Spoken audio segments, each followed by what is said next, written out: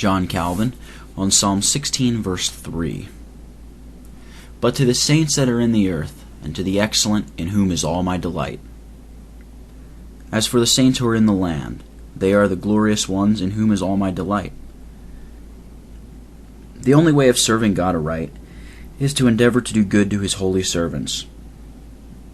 And the truth is that God, as our good deeds cannot extend to him, substitutes the saints in his place, towards whom we are to exercise our charity.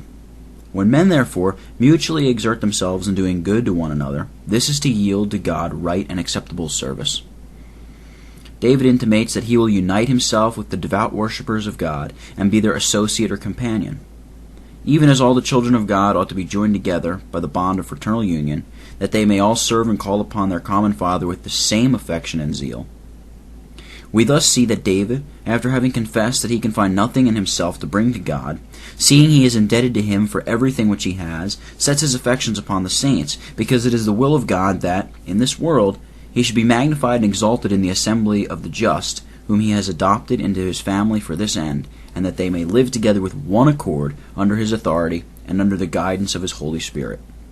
This passage, therefore, teaches us that there is no sacrifice more acceptable to God than when we sincerely and heartily connect ourselves with the society of the righteous, and being knit together by the sacred bond of godliness, cultivate and maintain with them brotherly goodwill. In this consists the communion of saints, which separates them from the degrading pollutions of the world, that they may be the holy and peculiar people of God.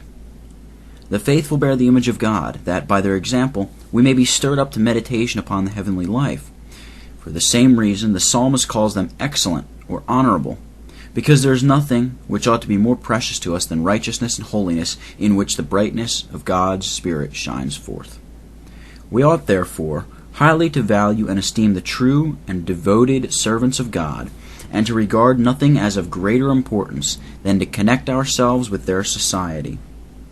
And this we will actually do if we wisely reflect in what true excellence and dignity consist, and do not allow the vain splendor of the world and its deceitful pomps to dazzle our eyes.